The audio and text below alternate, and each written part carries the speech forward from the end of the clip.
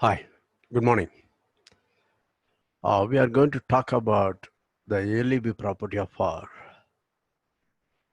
and we will also show that it is equivalent to the GLB property of R, and then derive one of the most important consequences of LEB property of R, namely the Archimedean property. We will explain these things as we go along. Okay. Before we go further, a mandatory disclaimer.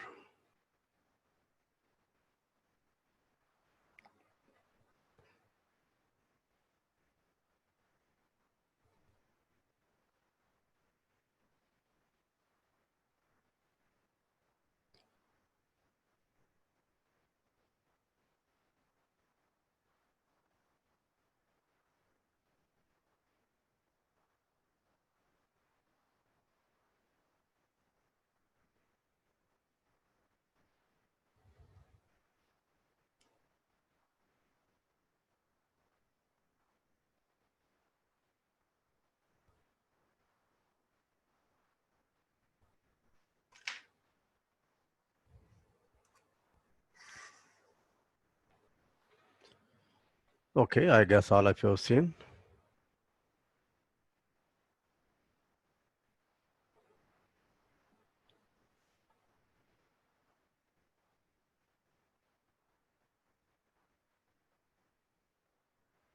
Right. So let us quickly recall. If A is a non-empty subset of R, alpha in R, we say alpha is the least upper bound of A if 1, alpha is an upper bound of A. That means for all x in A, x is less than or equal to alpha. And 2, if you tell me beta is an upper bound of A, then what's the relation between alpha and beta? I want alpha to be the least upper bound, less than or equal to beta, right? Okay. So what have we seen? So far the examples we have looked at, if the set is bounded above, we are able to find the LUB in general, right? Okay. But what we want to do is we want to postulate, we want to assume the set of real numbers, if you know the word ordered field of real numbers, has the LUB property. What is the LUB property? Let us say that. Before that, let us look at the collection BA. This is set of all subsets of R, so that it's non-empty. A is bounded above.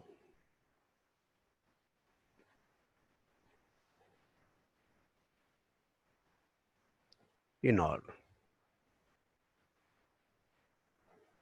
right? Right. So what does the LEB property says?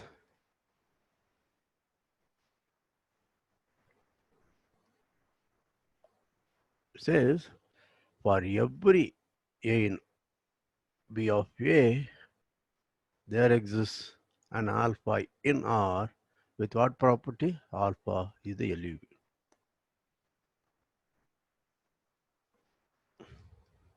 Let us spend a little time to understand this. The moment you give me a set A in BA, what does it mean? It's a set which is bounded above in R. That means there exists some real number, call it lambda. That's that lambda is an upper bound for A. So once you give me a set for which you assure me an upper bound exists, then the LEB property of R assures that there exists a real number alpha which is the LEB of A. Is it clear? Right. Now you may see why we have to postulate this or make it as a property of R. We are going to assume R as this property. Remember, the reason is we have no precise idea what R is. It's unfortunate. Okay. What all we know is set of natural numbers. This is a subset of set of integers. That's a subset of rational numbers. We assume there is a set called R, the set of real numbers, which contains Q with what property? It has addition defined, it has a multiplication defined with the whatever the properties we have seen for Q. The same things are true for Q, R. And similarly, it has an order property, namely given any two elements in X and Y in R, we have the so-called law of trichotomy and the consequent inequalities. Okay, properties of inequalities. So that's all we know. We do not know whether such an R exists. Maybe that R is equal to Q also. You understand? I have no idea. So we are simply saying such an R exists, and we are also ascribing, we are postulating a property of R.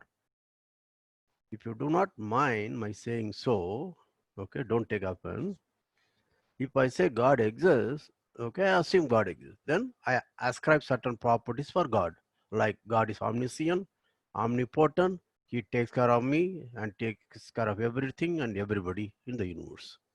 Okay, we are ascribing certain properties. So similarly, I assume R exists and R has some property. What is the property?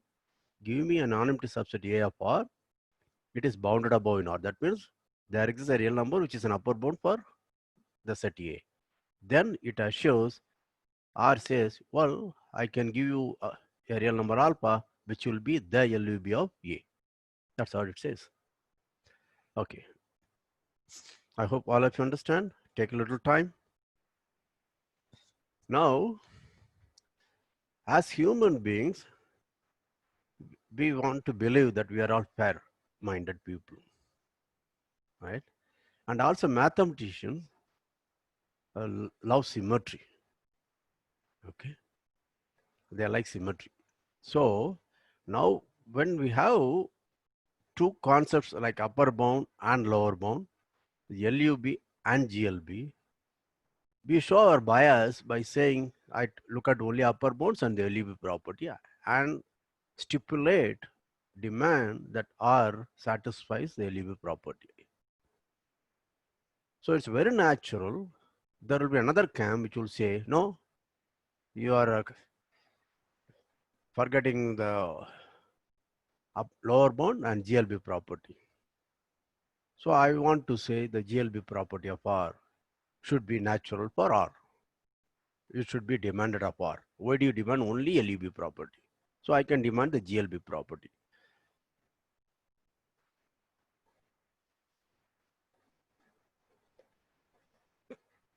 What is that?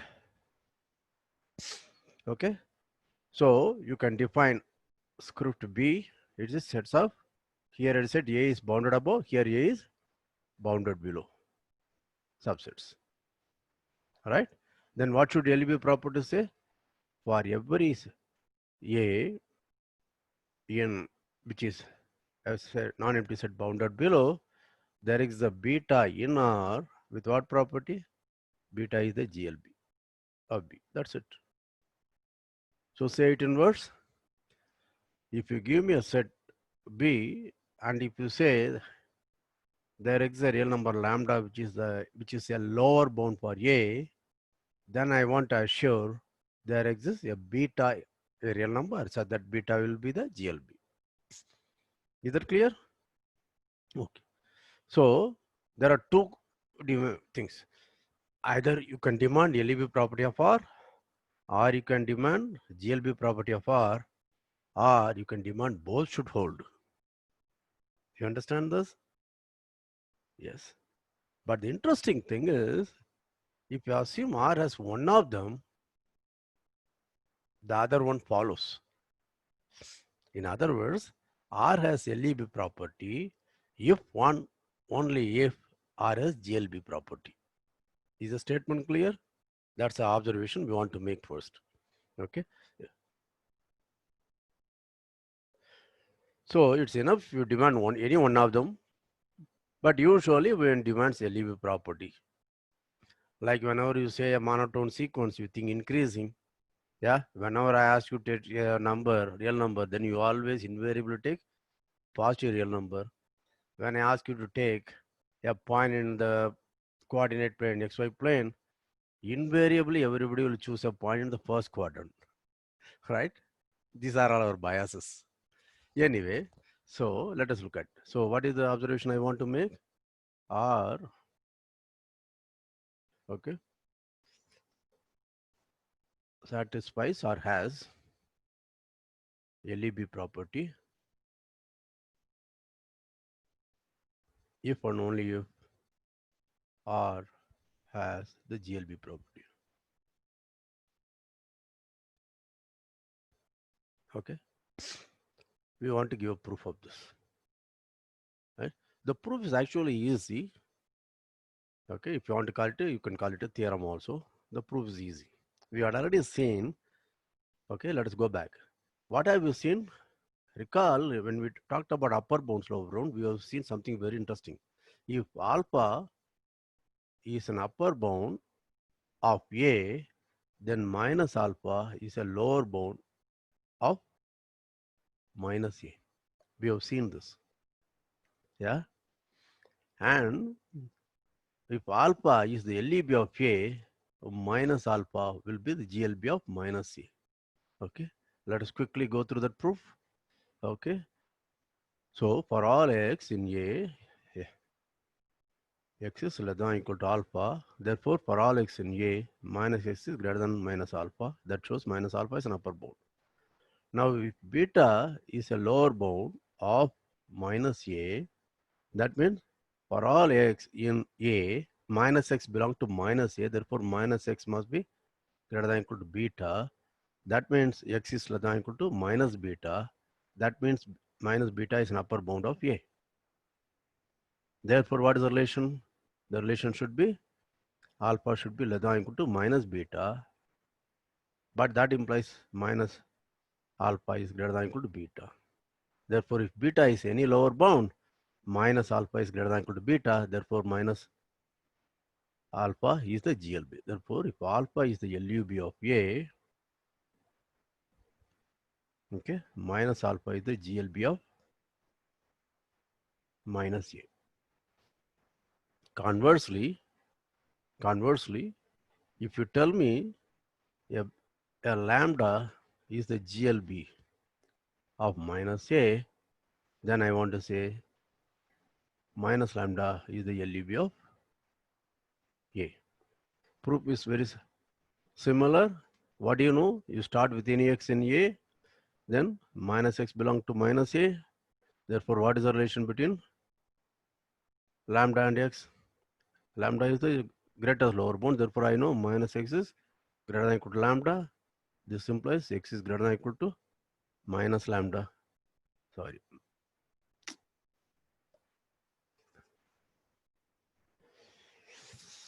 X is less than or equal to minus lambda. This implies minus lambda is an upper bound of A.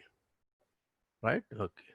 Now, suppose alpha is any upper bound of A. What does it mean? For all x in A,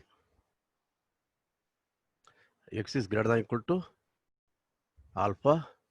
Therefore, minus x is less than or equal to minus alpha. This implies minus alpha is a lower bound of minus A, right? But what do I know? Lambda is the greatest lower bound. Therefore, minus alpha should be less than or equal to lambda, or alpha should be greater than or equal to minus lambda. Therefore, minus lambda is an upper bound. And if alpha is any upper bound, then alpha is greater than or equal to minus lambda. Therefore, this is proved.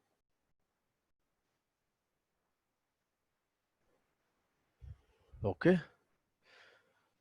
So this is all we need. So let us just look at, therefore, alpha is LEB of A if and only if minus alpha is the GLB of minus A. Okay. Right. Now let's use this. Now let's assume, let's go back to the observation, proof of the observation. Okay. Assume R has LEB property.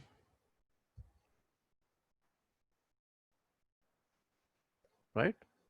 So let B be a set which is bounded below. Okay. What I have to show? I have to show B has, there exists a real number which is the GLB of B. Right. Because I want to prove R has GLB. property. Okay, right. Okay, let B this given, right? Okay. Now let's look at this B is, that means there is a lambda in R, so that lambda is lower bound of B. Therefore, if I take A equal to minus B, then minus lambda is an upper bound of A, which is same as minus B, right? Therefore, my A is a set which is bounded above. Therefore, by LEB property, okay, there exists alpha in R, so that alpha is the LEB of A. By this fact, we have seen earlier, okay, what do I know? I know minus alpha is then the GLB of minus A. A is minus B, therefore what is minus A? It is GLB of B. Is the proof clear? So I assume R as LEB property and I deduced R as GLB property. Start with a set which is bounded below, then it's a negative set minus B is bounded above, therefore it's LUB, and by this the additive inverse of the LUB is the GLB of the set, original set. Do you think you can prove the converse? So exercise, prove the converse. That is, assume R has GLB property,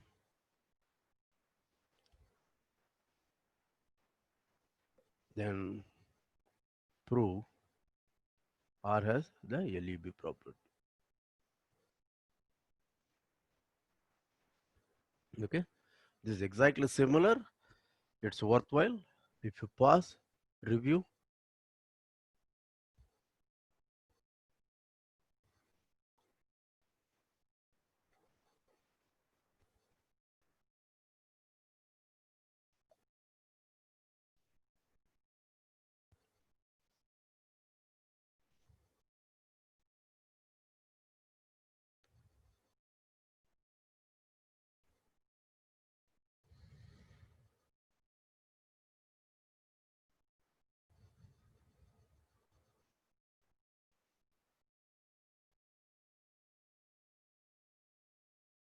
Okay, there is another interesting way, a second proof of that, which will be a little more abstract, but little more demanding, but it's worth learning because all these things I'm giving so that you become very, very confident of how to work with LUB, GLB or supremum, infimum.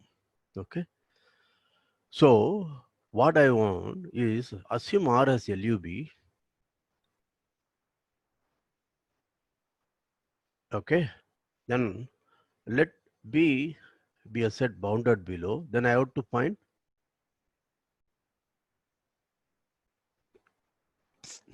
okay, what do I have to find? I have to find the GLB of this, okay, whether there exists a beta in R, so that beta is the GLB of B, okay. This is what I have to find.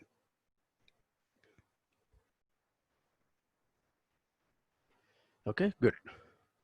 Now suppose you give me a B, I am going to form a set A, okay, which is set of all, let us say, lambda in R, so that lambda is a lower bound of B. Is the set non-empty? Yes, because we said the set B is bounded below in R. That means there is some real number lambda, which is a lower bound for B. Therefore, that lambda belongs to A. Therefore, this is non-empty. Okay. Next, is A bounded above? Because I want to apply the LEB property to this set A. Therefore, I have to make sure it is non-empty and bounded above. Is it bounded above? Of course, yes. Because you give me any lambda in A, okay, since B is non-empty, fix a Y in B, Then what do I know? For any lambda in A, lambda is a lower bound of B, therefore lambda will be less than or equal to Y. That means for every lambda in A, lambda is less than or equal to Y, or Y is an upper bound. So this means every element of Y is an upper bound for A.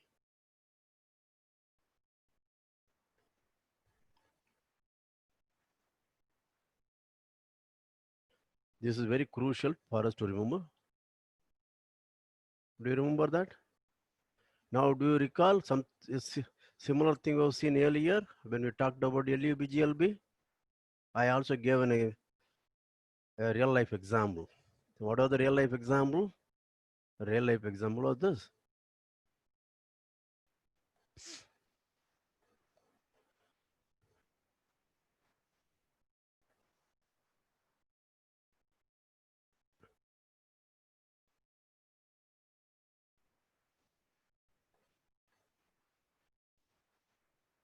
This is set of four people. This set of people, and this is another set of people. What do I know is you take anybody here, okay, he will be poorer than anybody here. That is the amount he has, how much amount money he has will be less than or equal to how much money anybody here has, right? Therefore, what did we conclude? The richest in P is poorer than the poorest in R.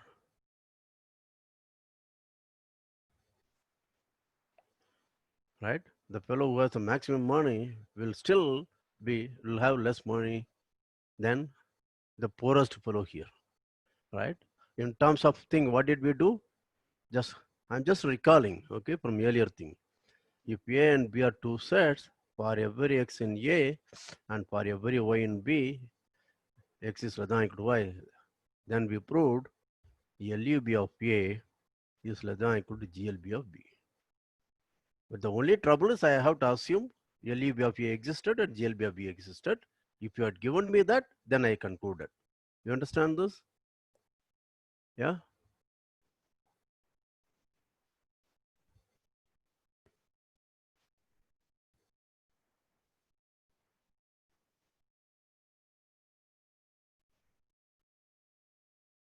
This is a fact we had already seen.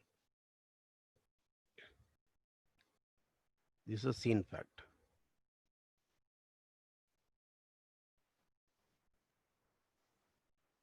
Okay? Right. Now let's go back. What do I have now? I have set A and I have set a B. Therefore, what do I know is every element of A is less than or equal to every element of B. That's all we say. Every element of A is less than or equal to every element of B. Therefore, what do I know? I know the LUB of A will be less than or equal to GLB of B, but the catch is I do not know whether GLB of B exists. You understand that? Okay. So, but in any case, okay, let us go back. So, I just want to draw because this is how you learn mathematics. Go back and forth. Have I seen something similar? Is there something, am I saying something more or less, or am I making some mistake when compared with the earlier one?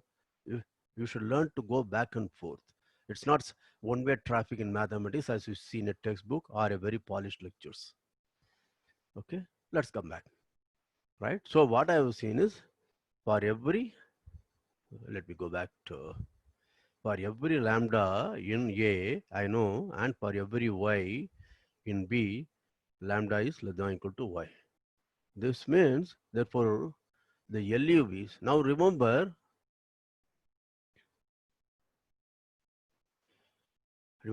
R has LUV property and a set A is bounded above non-empty. Therefore, there exists an alpha in R so that alpha is the LUV of A. Right? Right. Now each and every Y is an upper bound of A. Therefore, but alpha is the least upper bound. What's therefore we conclude alpha is less than or equal to Y for every Y in B. Do you understand this? I'm using this fact. I'm using this fact. This says every Y is an upper bound for A and alpha is the least upper bound of A. Therefore, alpha must be less than or equal to. What does this say? This says alpha is a lower bound of B. I claim it is the greatest lower bound. Okay. Claim alpha is the GLB of B. Why? Suppose mu is a GLB of B, then where does mu lie? It's a lower bound. In particular, sorry. Suppose mu is a lower bound for B, then by our definition of A, mu should lie in A. You understand that? Therefore, this implies mu lies in A. But what is alpha? Alpha is the LEB of A. That means mu must be less than or equal to alpha. Right? So what I have shown? Alpha is a lower bound of B. 1. And 2, if mu is any lower bound of B, mu is less than or equal to alpha. 2. That shows my alpha is the GLB of B. Okay. Again, exercise, prove the converse. So go through the proof, pause, review, then proceed. Okay, this is slightly subtler argument, but whenever I lectured on this, the students loved this proof. Even though it's a little demanding or challenging, they all love the proof. So I hope you also love this proof. Please go through this.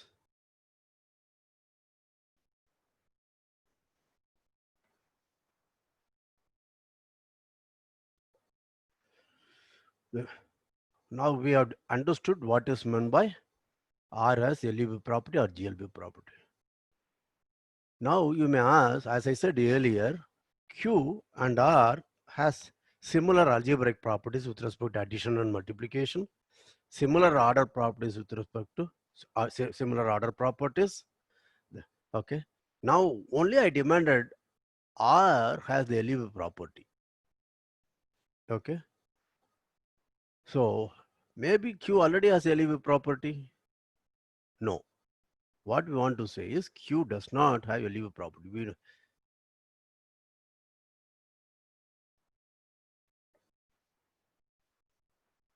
We should understand what is the statement. What does the statement actually mean? Therefore, I cannot postulate something which it does not have. I can prove it does not have a LEB property. Therefore, I cannot say Q has a LEB property. I cannot assume that. Okay, but R, I can take the liberty because I have no idea about R. Yeah. Okay, R contains Q, and I think of it as a number line, do something, right? So I can postulate on this flow. Anyway, let's do.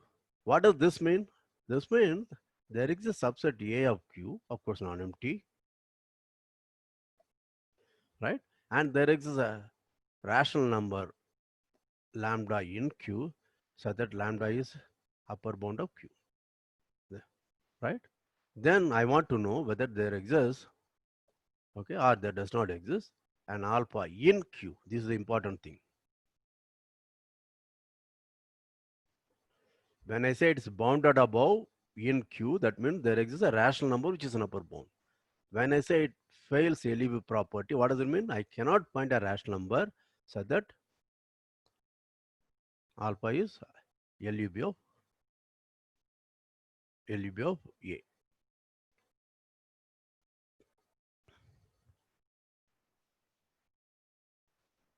Okay, so this is false.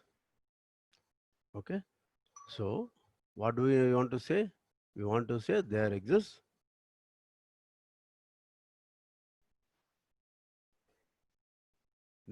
a non-empty subset A of Q which is bounded above in Q. That is why I kept saying, instead of the standard textbooks and teachers, even in R I said bounded above in R. Okay, similarly here it is bounded above in Q. That means an upper bound should exist as an element of Q. And similarly LEB. Okay, there is a lambda, so that lambda is an upper bound of Q, but there does not, okay, exist an alpha, a rational number, so that alpha is LEB. We will see a proof later sometime in some other video. Okay. Therefore, so Q does not have the LEB property. R has the LEB property. That is what distinguishes R from Q. And as I said in one of my lectures, okay, the LEB property is the Aadhaar of real analysis. Okay. If I don't have the LEB property, okay, you will be glad there is no real analysis. It's a purely like various algebraic kind of results. There is no analysis. Okay. In the course, you will see how every non-trivial theorem directly or indirectly depends upon the LEB property. Okay. Right. Okay. This is the single most important property of real number system. Okay. Now, let us draw few consequences of the LEB property. Okay. The first property is called the Archimedean property. See, when we looked at subsets, when you define upper bounds, lower bounds, bounded above, sets bounded below. Okay. There was one interesting case I avoided, but in the class when I asked, invariably students will come. Give me a subset of R which is not bounded above in R. Okay, they will usually come with a set of natural numbers. Why? Look at the number line.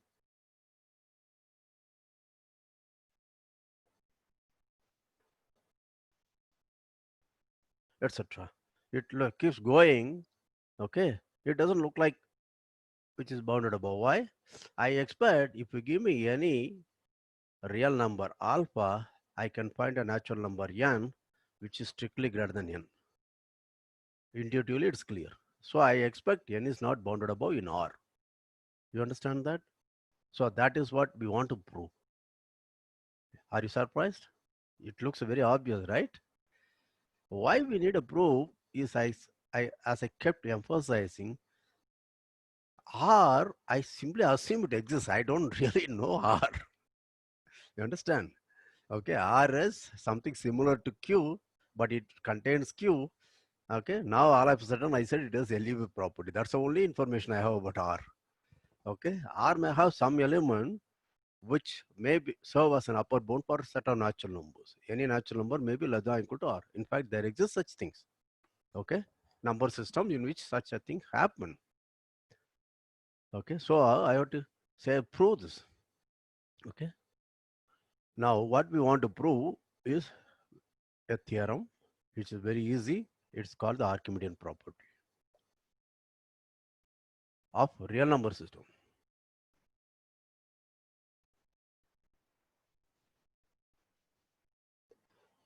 I call it AP1, Archimedean property 1. There is another formulation.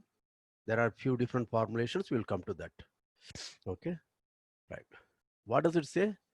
The set of natural numbers is not bounded above in R.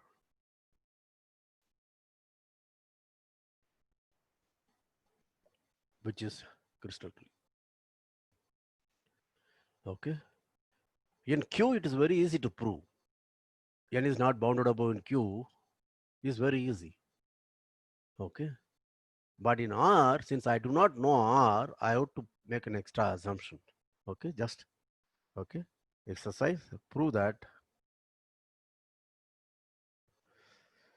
N is bounded above in R. This is very easy. Sorry. Bounded above in Q. Yeah, this is very easy. Try it out. You will find it easy. But in R, I have to prove because as I keep saying, I have no idea about R. Let us give an example to try to make you understand. Suppose I have a big campus, a college or university or okay, and I am sitting in a small classroom. I have a student X, okay. I know this, yeah, Mr. X is the tallest in the class. tallest student of the class, right? Let us assume he is something like 6 feet 3 inches, right? Now I do not know, since this is my class, I know all the students, I can see that he is the tallest. But there are a lot of students, thousands of students in this college.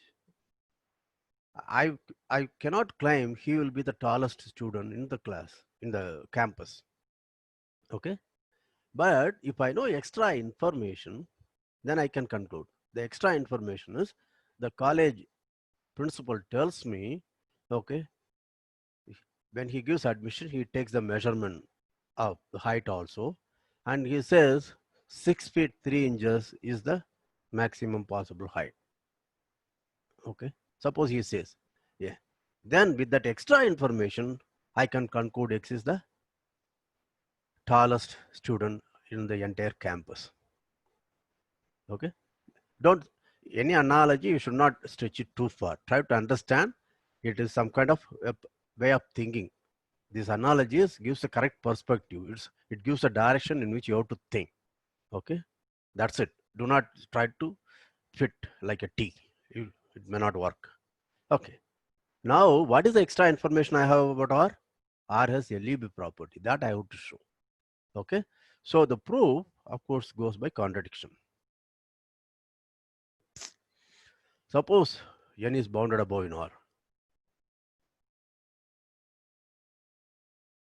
I want to arrive at a contradiction. Okay. Right. Now, since N is non-empty, because 1 belongs to that, for example, N is non-empty, and you say it's bounded above in R, by the LEB property, there is a real number alpha in R, so that alpha is LEB of N. Okay. Right. What does it mean? For every natural number N, okay, I know N is less than or equal to alpha. Okay, good. Right. And alpha is the least among such upper bounds. Very good. Keep this in mind. Now, this is the first, okay, trick. This is an important trick you should learn. Whenever you say something is a least upper bound set, you should learn how to make use of that hypothesis, how to exploit it. That fact that alpha is a LEB. The trick is to use such definition 2 of LEB. That is, look for a number which is less than alpha. If I look for alpha dash which is less than alpha, this is not, since this is a low least upper bound, this is not an upper bound, therefore there exists an X in the set which is greater than alpha dash. Okay, then you have to play with this X to arrive at whatever you want. This is the trick. Okay, now I want to use this trick here, therefore I have to find an alpha dash which is less than alpha, right? I can take alpha minus half, alpha minus, right? Alpha minus 1/3 or alpha minus 1 also. I want to take alpha minus 1 because I am dealing with integers. Therefore, let's look at alpha minus 1. This is strictly less than alpha. Therefore, what do I know? This is not an upper bound. Of n. That means there is a natural number n, so that n is strictly greater than alpha minus 1. But this is it's a contradiction. Why? Add 1 to both sides, then I should have n plus 1 is strictly greater than alpha. Now, what is the contradiction? N is a natural number, therefore n plus 1 is also a natural number. Therefore, n plus 1 is strictly greater than alpha. But remember, what is alpha? For every natural number, n must be less than or equal to alpha. Right? But I found a natural number so that it is greater than alpha. Is it contradiction? Yes. Okay, this contradiction tells me that n is not bounded above in R.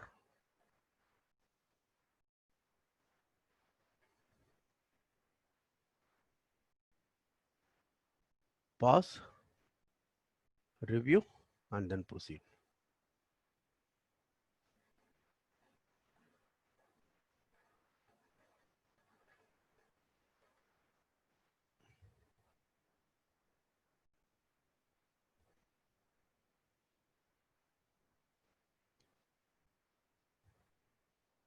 Okay. Now let's look at n. This is bounded below in R because 1 is actually a minimum, but not bounded above in R. Right? Now let's look at Z. N is contained in Z. Okay. Can Z be bounded above? If it is bounded above, any upper bound will also be an upper bound for N. Therefore, Z is not bounded above. Is this clear? Okay. Next, is it bounded below?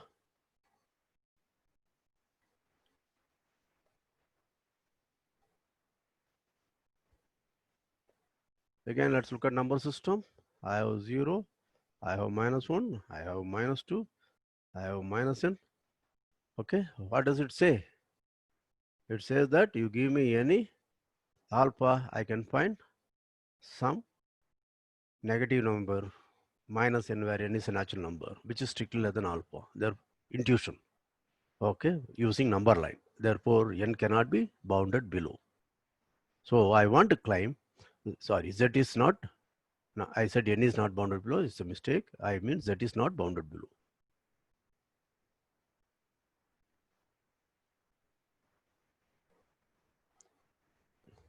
Okay. I can offer two proofs, which is first one is very slick. That's okay. But second one is again a proof which you have seen. Do you remember we have shown that if if alpha is an upper bound for A, if and only if minus alpha is a lower bound for A? Yeah, we even used it just above in the beginning of this lecture, right? Now look at A equal to Z. What is minus A? It is against Z, right? Very good. Therefore, if you say Z is bounded below, suppose, okay, Z is bounded below. I have to arrive at a contradiction now.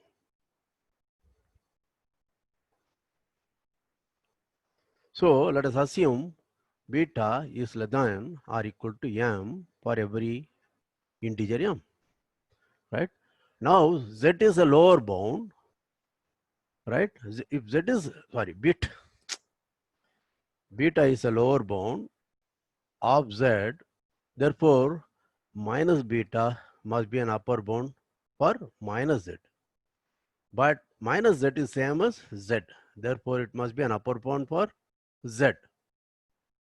In particular, okay, minus beta is an upper bound for set of natural numbers. You remember that? We already said n is not bounded above, but you said Z is bounded above. Are you following? Thing. Okay? Right.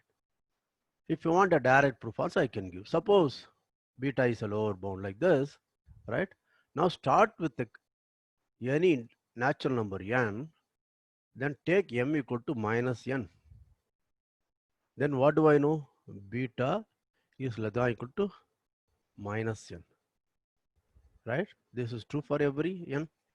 Now take the standard trick, multiply by -1, minus beta is greater than or equal to n. For which n? For all natural numbers n. That means minus beta is an upper bound for n. That means the set of natural number is bounded above in R. That's a contradiction to the Archimedean property.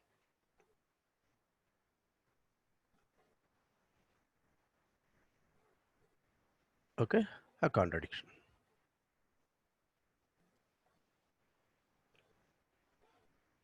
Pause, review, proceed.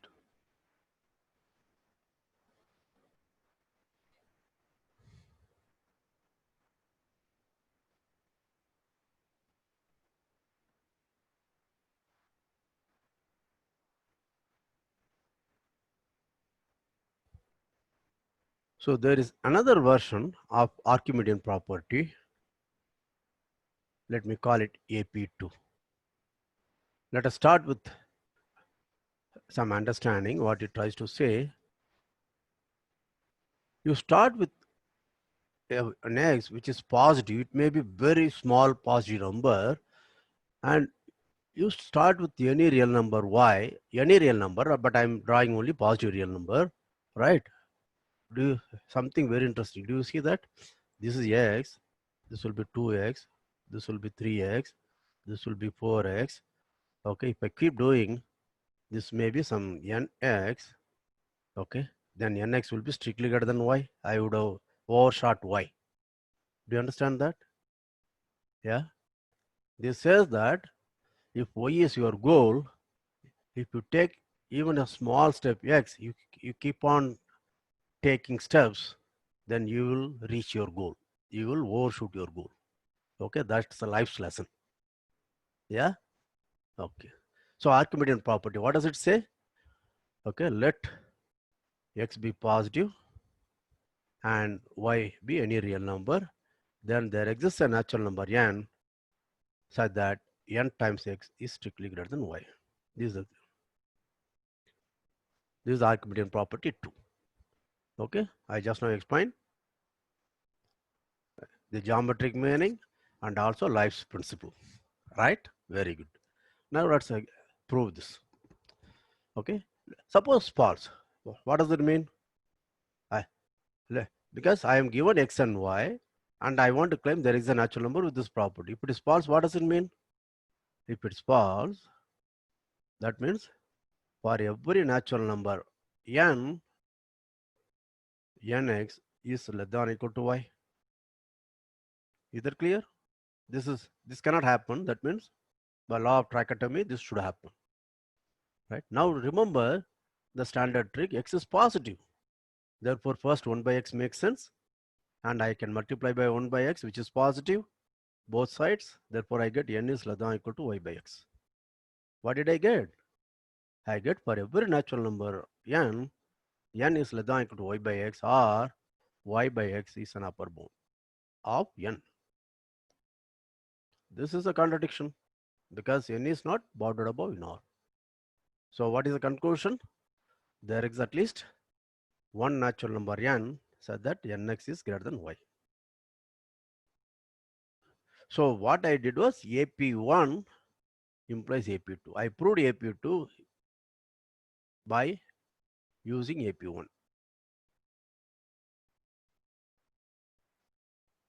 Right? I used AP. This is AP1.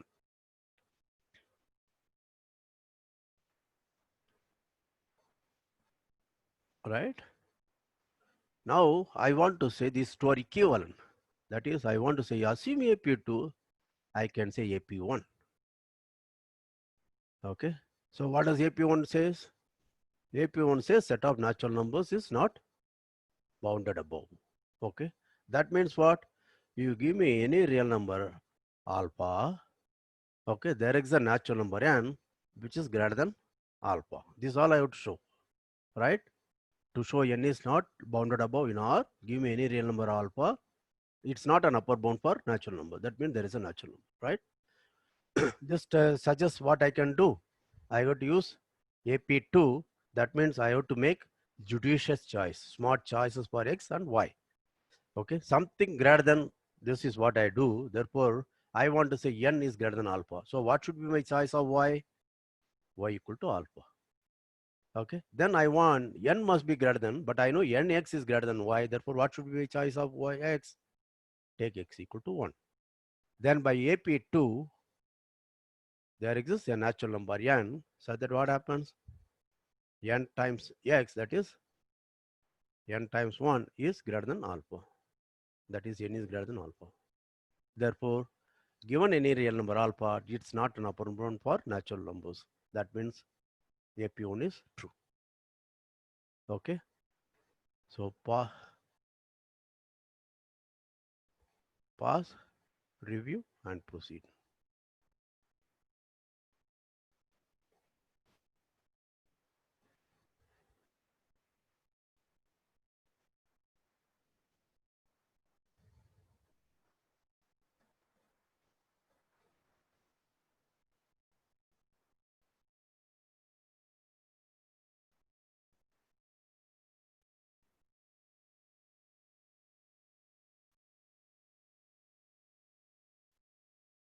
Okay. There is also a third version. Okay. But instead, I will call it as a corollary of these facts. Okay. Okay. Let x be non-negative. This is an assumption. Okay. X is non-negative. Then I want to know when x is 0. I am claiming then x is 0 if and only if x is less than or equal to 1 by n for every n.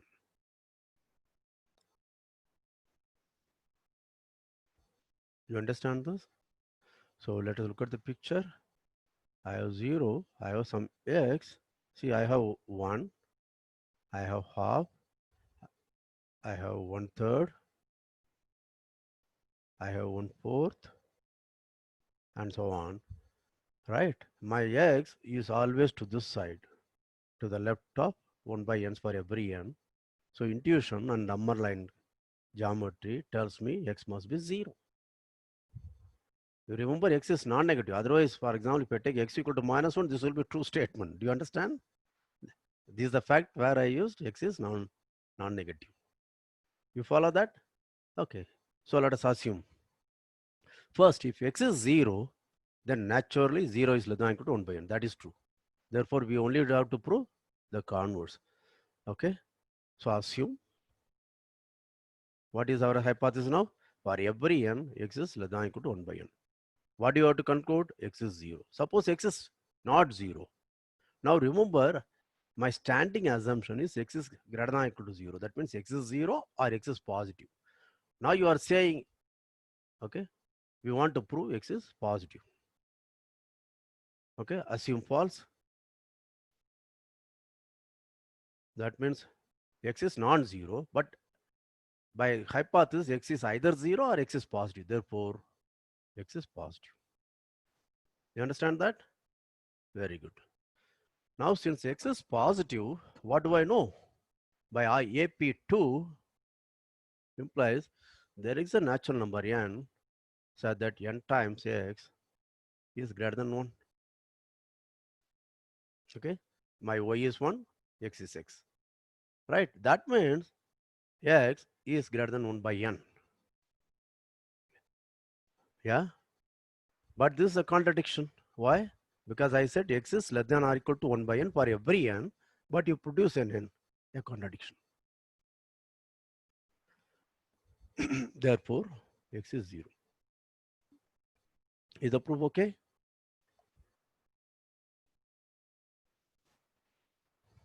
Right?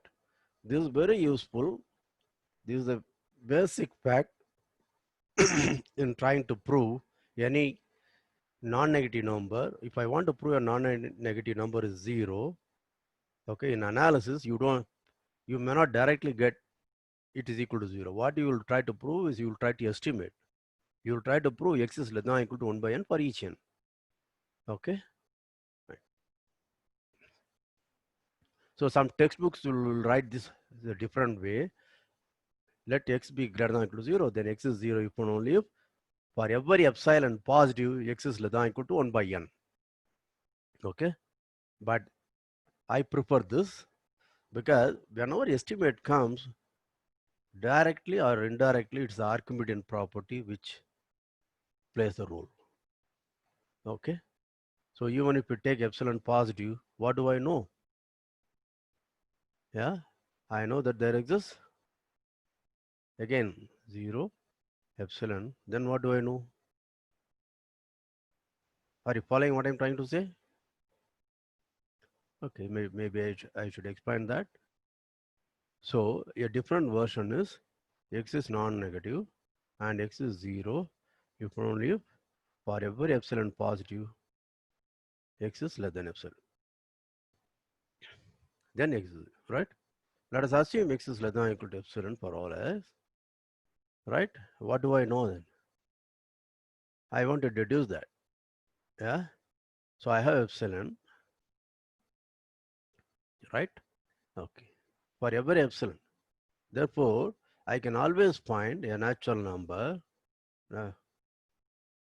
right? Oh, well, no, let, no, no, let me just form it in a different way. Let us do that. Okay, that will make life easier. So corollary to corollary.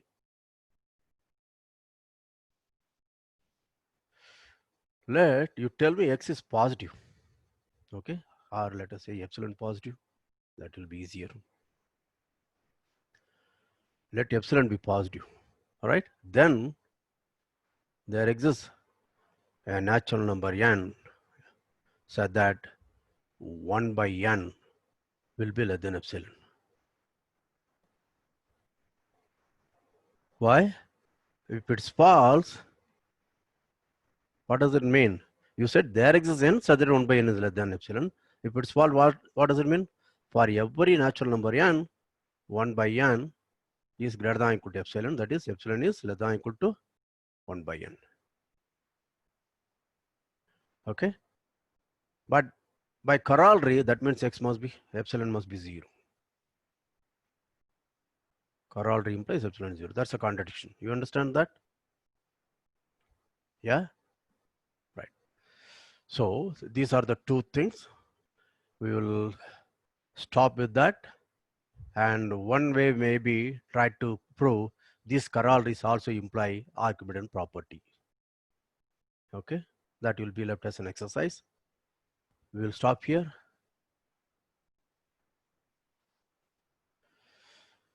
So I think we had a lot of good things today, right? Review this. As I said, LEB property is the most fundamental property for real analysis.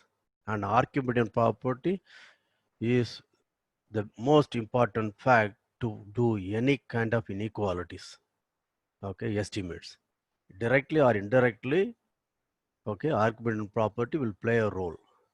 You will see that later in analysis, when I want to say A equal to B, I'll try to show mod A minus B is 0. But I won't even show mod A minus B is 0. What we will show will be mod A minus B is less than or equal to epsilon for every epsilon positive, or mod A minus B is less than or equal to 1 by n. Okay. So that is the only way you prove equality most often in analysis, right? Inequalities is the backbone. And for that, the important thing for this kind of estimate, Archimedean property is the fundamental tool. Okay. Please go ahead, review. As I keep saying, it will be good if you watch this video with like-minded friends, classmates. Okay, 2 or 3 people sit together, watch, and whenever there is a pause, review, proceed, pause the video, discuss it with your friends. Okay, understand. Okay, you will see you don't have to remember. By this kind of constant revision and discussion, you will see your brain will work very fast. Most of the facts will be embedded in your mind, like the way you remember multiplication table now. When you are in the beginning, you have to remember. But now, immediately when I ask what is x times y, the single digit, okay, the answer comes immediately. You don't have to repeat the table for x or table for y. You understand that? The same way, if you discuss like this, review, okay, you will see you don't have to remember much. Your brain will supply the details. Okay, have a good day.